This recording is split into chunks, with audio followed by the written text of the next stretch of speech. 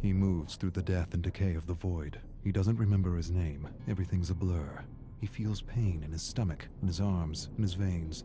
He needs to find one of those flowers. The nectar, the sweet serum that gives strength. Strength for what? He remembers. The killers.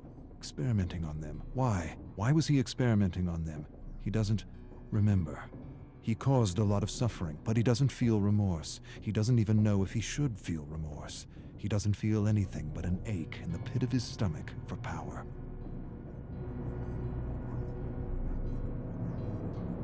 He has flashes of the doctor, his screams, his agony, turning the tables on him, experimenting on him like he had done with so many others. Where?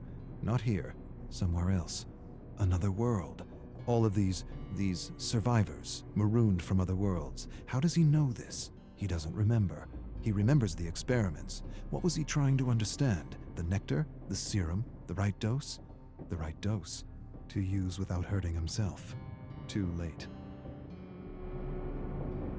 He feels the hunger. Not for food or drink, not for talk or fun. For a flower, a single flower, for serum. He knows the entity is watching him. He knows it, feels it inside his bones. He doesn't want to be snatched for another trial, to suffer or cause suffering. And to what end?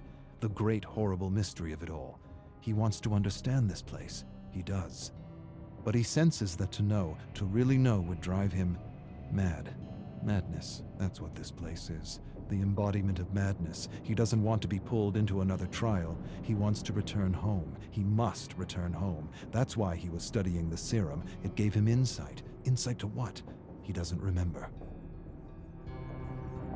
Home. He doesn't even remember where home is. He only remembers the void. Hundreds, maybe thousands of discarded survivors. Not dead, not alive, something else. Alive but dead inside. Burnt, emotionless. Useless to the entity. He remembers rising from the void, finding a flower. Had this flower been his salvation? Had the flower been his way out? He falls to his knees and shouts at the abyss, and the abyss answers with silence. The silence is so deafening it hurts. He buckles over, climbs to his knees. He needs serum.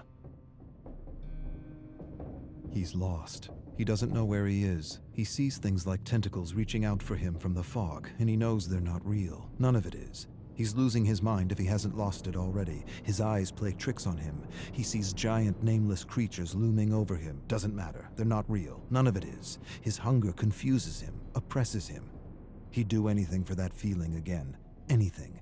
Even return to the trials. He would. He'd rip survivors and killers apart, limb from limb, for that feeling again. He begins to mumble words, a promise. One flower, and I will do anything.